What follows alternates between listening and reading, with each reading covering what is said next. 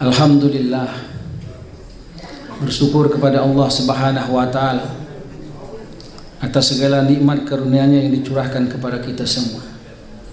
Terutama pada hari ini, Allah Subhanahu wa Ta'ala mencintai, menyayangi kita. Tanda seorang hamba dicintai, disayang Allah, bukan hamba tadi diberikan kekuasaan, bukan hamba tadi diberikan kekayaan, tetapi tanda seorang hamba dicintai, disayang Allah, maka hamba tadi akan diberikan kepahaman akan agama. Hamba tadi akan diberikan kemudahan pertolongan untuk mengamalkan agama secara sempurna. Tanda seorang hamba dicintai Allah, maka hamba tadi akan dimudahkan langkah kakinya dalam ketaatan kepada Allah. Dan salah satu alat ukur ketaatan seorang hamba kepada Allah, maka sholat adalah salah satu alat ukurnya. Maka alhamdulillah kita sudah sholat Isya berjamaah, maghrib berjamaah. Jamaah adalah sunnah Rasulullah. Salat adalah perintah Allah Subhanahu wa Ta'ala. Salawat dan salam kita sampaikan kepada junjungan kita, baginda Nabi Muhammad sallallahu alaihi wasallam, beserta keluarga, para sahabat dan orang-orang istiqomah di jalannya, yang telah mengorbankan segalanya, mengorbankan hartanya, dirinya, waktunya, bukan untuk menjadi orang yang paling terkenal di muka bumi ini, bukan untuk menjadi orang yang paling kaya di muka bumi ini, dan juga bukan untuk menjadi orang yang paling berkuasa di muka bumi ini, tetapi seluruh perjuangan, pengorbanan baginda Nabi Muhammad SAW, keluarga dan sahabat hadirin, untuk sampainya agama kepada kita, sampainya agama kepada manusia yang terakhir kali Allah ciptakan sebelum dunia dikiamatkan Allah Subhanahu wa Ta'ala. Bapak hadirin sekalian, kenapa para nabi, para rasul tidak menyampaikan perdagangan? Kenapa yang bukan disampaikan adalah perkara-perkara mengenai kekuasaan? Kenapa bukan soal pertanian? Hadirin sekalian, kenapa bukan soal teknologi? Karena hadirin sekalian, Allah Subhanahu wa Ta'ala yang menciptakan 7 lapis langit, 7 lapis bumi. Allah Subhanahu wa Ta'ala yang memasukkan siang ke dalam malam, malam ke dalam siang, telah memutuskan dan menetapkan kebahagiaan, keselamatan, kesuksesan manusia di dunia, sementara akhirat selama-lamanya hanya dalam amalan agama saja.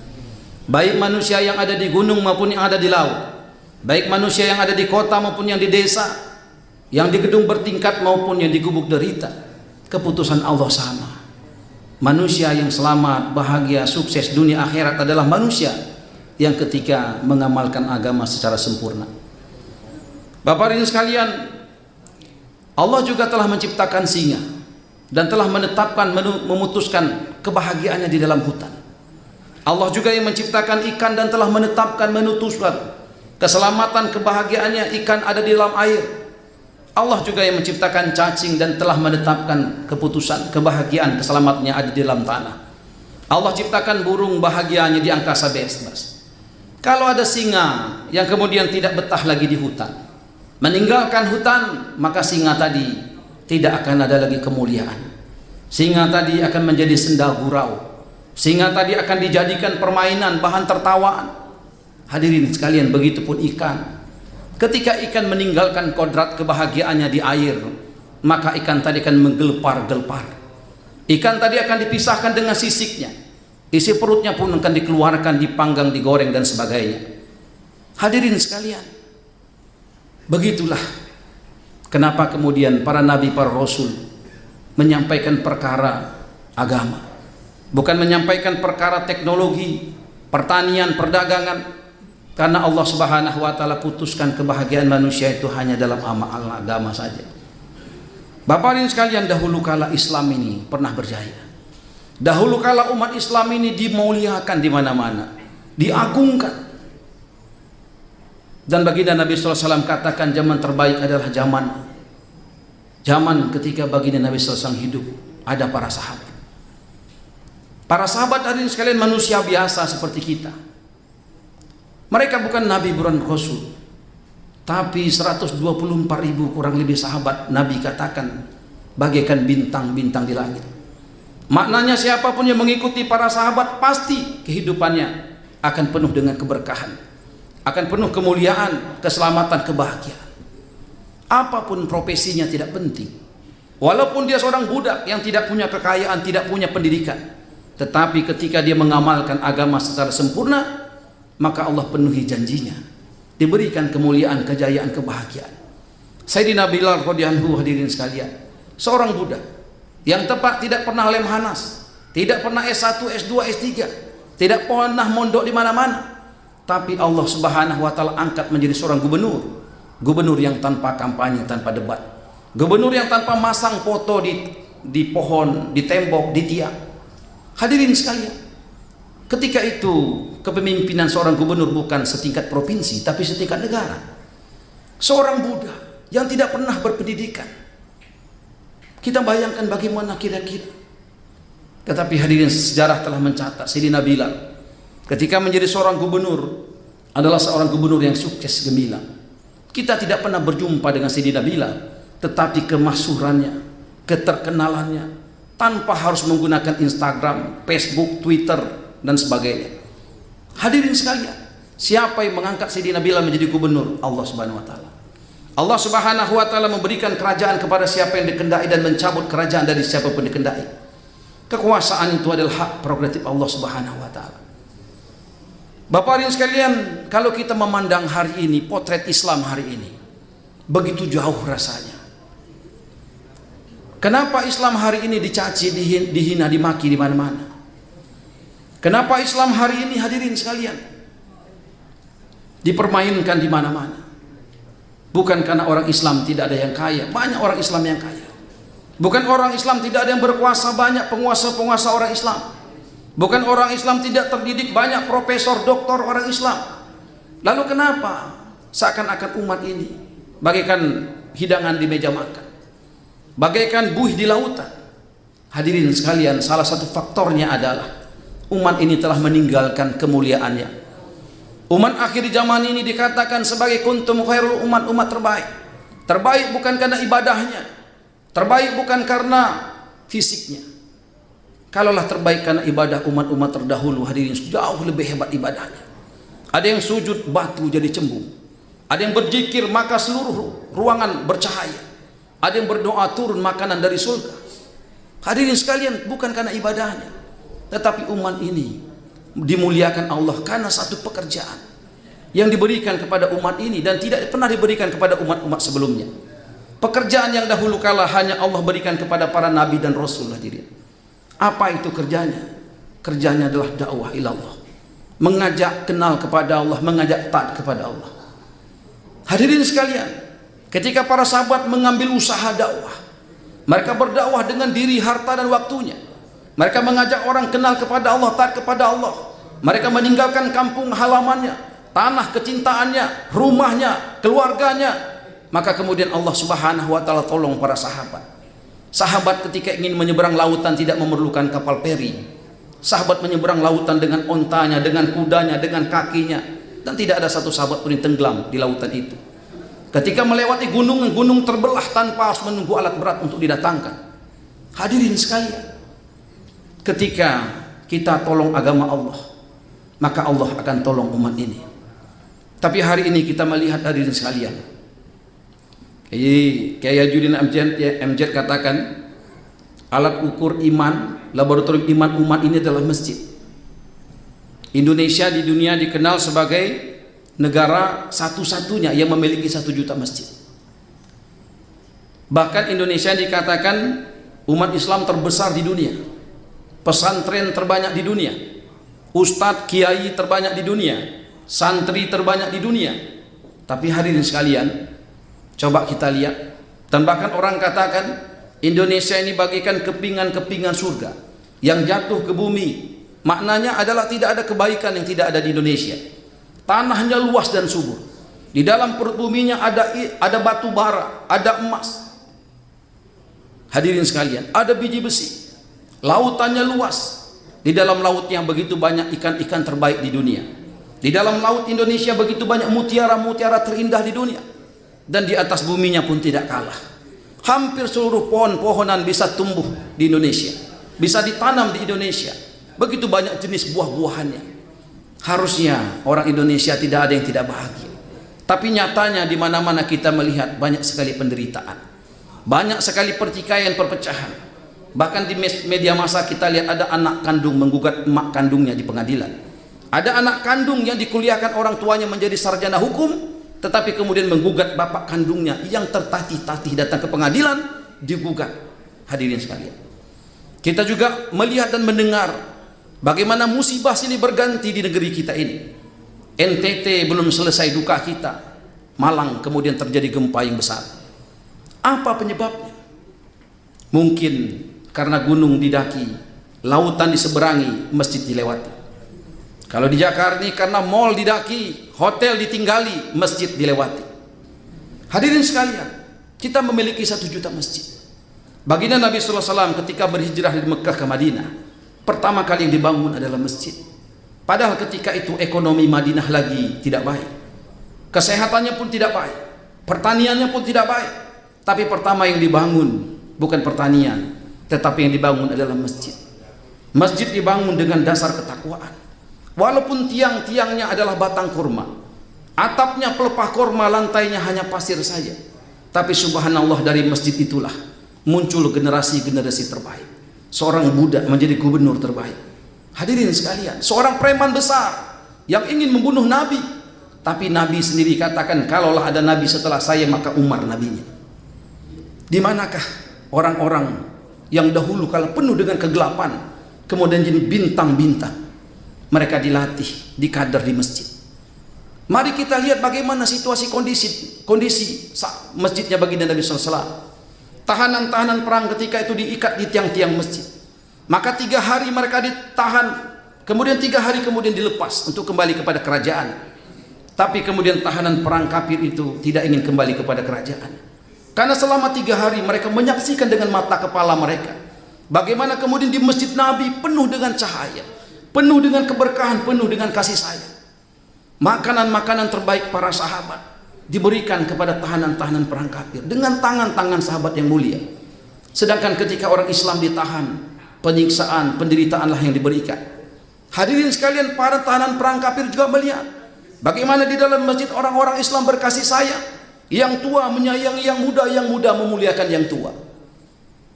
Hadirin, kalau kita melihat kondisi sekarang Indonesia hari ini, 1 juta masjidnya, hadirin sekalian, seakan-akan tidak memberikan kesan kebaikan sama sekali. Di beberapa masjid kita lihat begitu banyak larangan-larangan, seakan-akan pengurus masjid adalah tuan daripada masjid. Anak-anak tidak nyaman di masjid, orang tua tidak nyaman di masjid. Hadirin sekalian, mall buka 24 jam, hotel buka 24 jam, tapi masjid tidak buka 24 jam. Banyak tempat yang kami sudah datangi, ada tempat satu kampung yang tidak lagi pakai sholat berjamaah. Hadirin sekalian, pikir ini harus kita pikirkan. Tidak boleh kita hanya nyaman di sini, enak betul di masjid ini, AC-nya dingin, imamnya masya Allah, membuat kita merasa luar biasa. Tapi bagaimanakah masjid-masjid yang lain? Adakah kita pikirkan sebagaimana Rasulullah memikirkan ini umat? Hadirin sekalian, 1 juta masjid ini harusnya menyumbang begitu banyak kebaikan bagi Indonesia. Baginda Nabi membangun 1 masjid, tapi kebaikannya tersebar di seluruh alam. Kenapa 1 juta masjid seakan-akan tidak memberikan kebaikan sama sekali? Hadirin sekalian, masjid hari ini, amalan-amalan masjid tidak menjadi prioritas. Harusnya bukan fisik masjid tapi amalannya. Kami pergi ke Masjid Joko Karian, kami menemukan program masjid yang luar biasa. Pengurusnya penuh dengan senyum. Bagaimana kemudian mereka punya program zero kas. Kasnya di akhir bulan harus 0. Bukan untuk membangun menara masjid, bukan untuk mengganti keramik masjid, tetapi kas masjid dipersembahkan untuk kemakmuran masjid, untuk jamaahnya. Subhanallah, ketika kami sholat Jumat di sana, setelah sholat Jumat datang pengurusnya. Assalamualaikum Pak. Waalaikumsalam. Bapak mohon maaf dari mana? Saya dari Bengkulu Pak. Waduh, Bapak dari Bengkulu? Iya.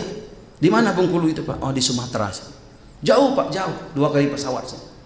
Ada apa Bapak kesini? Saya ingin sholat Jumat. Bapak kesini hanya ingin sholat Jumat di masjid ini? Iya. Saya ingin melihat bagaimana Joko Karyan yang katanya masjid yang paling ramah. Kalau gitu ayo kita ke ruangan masjid Pak. Kami ke ruangan masjid dan kami disuguhi air hangat, dikasih bubur ayam. Kemudian kami makan. Saya katakan berapa Pak? Enggak usah Pak, ini sudah ditanggung oleh masjid. ini Pak, kami punya program setiap akhir bulan kas harus kosong. Saya bilang, saya tidak melihat ada menara tinggi di sini, saya tidak melihat bangunan yang mewah. Kemana uang? Dibilang, Pak, uangnya kami berikan kepada jamaah. Beberapa waktu yang lalu ada tukang beca, Pak. Ketika azan berkumandang dia nggak mau sholat. Kami datangi, musyawarah di masjid, kami utus pengurus masjid datang ke dia. Maka kemudian kami tanya, Pak, kenapa nggak sholat di masjid? Oh, lagi cari penumpang, belum dapat penumpang. Maka kami sampaikan, ini ada uang dari masjid, tolong sampaikan ke istri dan anak kalian dengan Anda. Tolong nanti datang ke masjid. Akhirnya besoknya belum azan, ini tukang becak sudah datang ke masjid. Dan kami juga Pak memperhatikan jamaah-jamaah kami. Kalau ada jamaah yang asing, kami pasti tanya.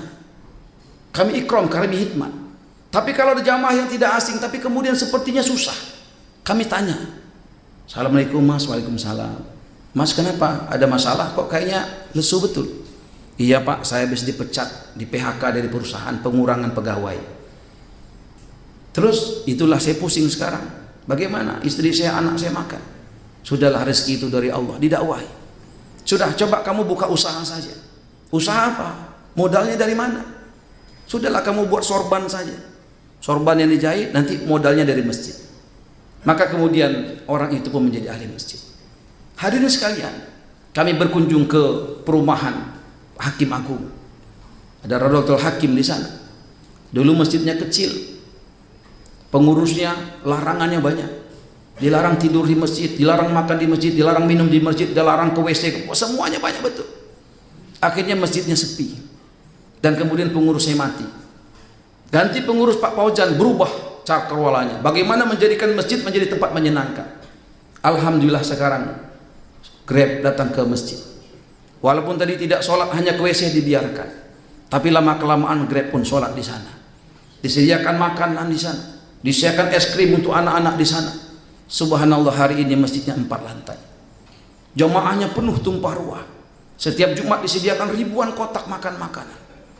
Bapak hadirin sekalian, singa ganas saja dari hutan kalau dikasih makan, hari-hari dikasih makan, lama-lama jinak itu singa. Kenapa umat hari ini tidak jinak ke masjid? Saya tanya kepada anak-anak muda yang di terminal, kenapa kalian tidak ke masjid? Mereka katakan, Pak, kami bukan nggak mau ke masjid, kami ke masjid malas. Di masjid sombong-sombong, Pak. Imam masjidnya sombong, jamaahnya sombong, pengurus masjidnya sombong, nggak ada senyum di masjid. Kalau di terminal ini, Pak, kami satu gelas kopi bisa sama-sama. Kami bertegur sapa, saling senyum di sini, Pak. Enak. Saya catat. Kami datang ke mall, kami tanya anak-anak ABG, kenapa kalian tidak datang ke masjid? Masjid panas, Pak. Di mall dingin. Di masjid tidak ada senyum. Di mall walaupun satpamnya nampak bengis, kumis tebal, tapi senyumnya manis. Kami tanya anak-anak yang kemudian nongkrong di PlayStation, kenapa kalian tidak ke masjid? Pak, kami di masjid sering dimarahi, Pak. Kami diusir di masjid. Jadi kami lebih senang main PlayStation di sini. Di sini dikasih teh botol dingin, Pak. Hadirin sekalian, kami catat dan kita programkan agar kemudian terjawab bahwasanya masjid adalah rumah Allah, masjid tak menjadi tempat yang paling menyenangkan di muka bumi. Maka alhamdulillah preman-preman kita undang datang untuk makan ngopi di masjid. Mereka tidak sholat, kita biarkan. Hari kedua begitu, lama kelamaan mereka nggak aneh hati kemudian sholat. Lama kelamaan kita ajak juga itikaf mereka, ajak mereka memikirkan agama, ajak mereka mengusahakan agama dari masjid ke masjid, dari kampung ke kampung. Hari ini anak-anak muda yang tadinya orang tuanya tidak lagi menganggap mereka sebagai anak, hari ini mereka ditanya terus sama orang tuanya. Kita minta anak-anak muda tampil ke depan. Mantan-mantan preman tadi dengan tatonya tampil ke depan membaca kitab. Mereka katakan, Pak, saya nggak bisa bahasa Arab. Enggak usah dibaca Arabnya. Saya juga nggak ngerti bahasa Arab. Udahlah, kamu baca yang kamu ngerti aja, bahasa Indonesia aja. Maka dia baca padilahnya sholat, bahaya meninggalkan sholat. Belum dibaca preman ini menangis, Pak. Tato kiri, tato kanan, menangis. Orang tanya, Pak, kenapa kok disuruh preman yang baca? Nggak apa-apa, biarkan saja. Daripada megang botol, mendingan megang kita.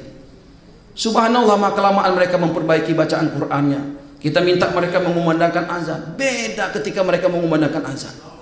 Hati kita teriris-iris, Bapak sekalian. Kadang program juga kita buat 25 majelis setiap hari. Kadang kalau tiba di Jakarta, kita datang ke Senen, ke rel-rel kereta jam 11 sampai jam 12 malam, menjumpai umat Nabi yang sedang mabuk. Pernah satu malam, Bapak sekalian, ada orang preman yang lagi mabuk. Kami datang, Assalamualaikum. Dia lihat kita, dia kabur. Ada satu orang lihat kita, tenang sebentar bang. Perkenalkan, nama saya Helmi Hasan. Abang siapa namanya? Masya Allah bang, kita ini saudara bang. Kenapa kita bersaudara? Karena ada kalimat yang sama di hati kita, la ilaha illallah Muhammad Rasulullah.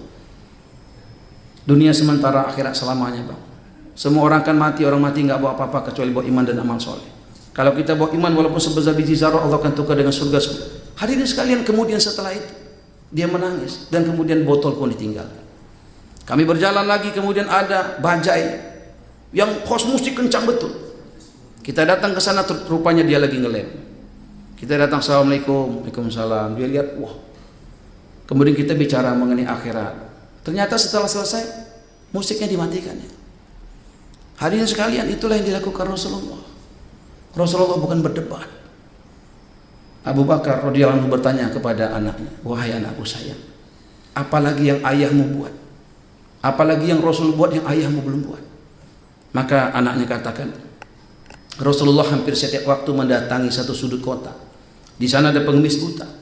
Kemudian dia memberikan makanan kepada pengemis buta. Maka kemudian Sayyidina Abu Bakar pun mengambil makanan tadi dan diberikan kepada pengemis buta yang dimaksud. Maka kemudian pengemis buta pun marah. Hei, kamu siapa? Dia bilang, saya yang biasa memberikan makanan kepada kamu. Maka pengemis buta itu katakan, kamu bukan dia. Sayyidina Abu Bakar, kok kamu tahu saya bukan dia? Maka kemudian pengemis buta itu katakan, saya tahu. Karena orang yang biasa memberikan makanan biasanya dilembutkan dulu, sehingga saya tidak sulit menelannya. Hadirin sekalian, Sayyidina Abu Bakar pun menangis. Bagaimana Rasulullah begitu cinta dengan umat ini? Maka orang buta itu tanya, kenapa kamu menangis? Maka Sayyidina Abu Bakar katakan, ya saya bukan dia. Lalu siapa dia? Dia adalah baginda Nabi sallallahu alaihi wasallam. Bapak hadirin sekalian, maka kemudian orang buta pun bersahadat. Sayyidina Abu Bakar tanya, kenapa kamu menangis? Kalau itu Muhammad, maka ketahuilah hampir hari dia memberikan makanan. Selalu saya katakan, anak muda, kamu orang baik. Kamu jangan dekat itu Muhammad. Muhammad orang jahat, orang nggak benar, tukang sihir. Hadirin sekalian, begitulah Islam hadir di tengah-tengah dunia ini. Islam bukan hadir dengan sumpah serapah. Islam bukan hadir dengan caci makian. Islam bukan hadir dengan permusuhan. Islam hadir dengan kasih sayang. Islam hadir dengan kemanfaatan. Islam hadir dengan khairun nas anfa'uhum linnas. Inilah mungkin yang bisa saya sampaikan pada kesempatan ini. Alhamdulillah, kami dari Kota Bengkulu kebetulan ada penerimaan penghargaan dari Kementerian Kesehatan kemarin, dan besok juga ada acara lagi dengan teknologi transportasi darat, sehingga kami lagi membiasakan tidak itikaf di hotel, karena itikaf di hotel ini sangat berbahaya. Pertama, sulit menjaga sholat berjamaah di masjid. Yang kedua, sulit rasanya kalau tinggal di hotel jaga sholat tahajud. Sulit rasanya kalau tinggal di hotel untuk menjaga 1 juz 1 hari. Sulit rasanya tinggal di hotel untuk menjaga pandangan. Maka kami putuskan untuk tinggalnya di masjid saja. Kalau di masjid insya Allah pandangan terjaga, ketemunya sama yang jenggotan, sama yang baju koko, sarungan, sehingga yang pulang ke rumah nengok istri yang paling cantik. Karena biasa di masjid ngeliat jenggotan, ngeliat istri yang paling cantik, istri nggak jenggotan. Tapi kalau di hotel, masya Allah. Oleh karena itu hari sekalian kami mengundang untuk berkunjung ke musolah nanti. Istri pun ikut dengan kami tinggal di rumahnya Pak Haji Umar. Jadi kita ini sedang mengusahakan bagaimana setiap wanita-wanita tutup aurat secara sempurna. Bagaimana wanita-wanita senangnya di dalam rumah, bukan senang di mall, bukan senang di pasar, bukan senang di selfie, tapi senangnya di rumah. Karena kemuliaan wanita itu di rumah, sedangkan kemuliaan laki-laki adanya di masjid. Kita juga punya target seluruh masjid ini buka 24 jam. Target kita setiap laki-laki balik sholat berjamaah di masjid. Target kita setiap anak-anak menjadi penghafal Quran. Maka hadirin sekalian, mohon doanya agar kemudian ini betul-betul bisa diridhoi Allah Subhanahu wa taala. Dan terakhir, menyampaikan salam sunnah menjawabnya wajib. Kami datang ke sini menyampaikan salam sunnah hukumnya. Tapi Bapak dan sekalian wajib menjawab salam saya. Jangan sekarang. Datang ke Kota Bengkulu, jawab salamnya di sana. Insya Allah semua bersedia insya Allah. 3 hari boleh kita buat kebijakan, tamu wajib dilayani 3 hari. Tidak seperti di Jakarta. Tamu wajib lapor 1 kali 24 jam. Di Jakarta saya baca, awas Anda anjing galak. Masya Allah. Kemarin saya ke Tangerang ketemu satu toko, sudah sampai di rumahnya katanya, mohon maaf Pak, semenjak Covid Bapak nggak mau ada tamu. Saya bilang oke, sampaikan salam hormat saya. Bapak ibu sekalian, saya serius mengundang untuk datang ke Kota Bengkulu. Insya Allah pakaian Anda ada yang mencucikan, makanan nggak usah dipikirkan, ada yang tanggung. Sampai di Kota Bengkulu, insya Allah kami akan berikan penginapan terbaik di dunia. Di mana itu? Di masjid. Setuju? Saya undang nanti, saya tunggu insya Allah. Ya. Terima kasih Bapak sekalian. Saya tidak ceramah, bukan. Ini cerita pengalaman bagaimana kemudian bertekad memakmurkan 1 juta masjid. Semoga Allah ridho, Allah terima.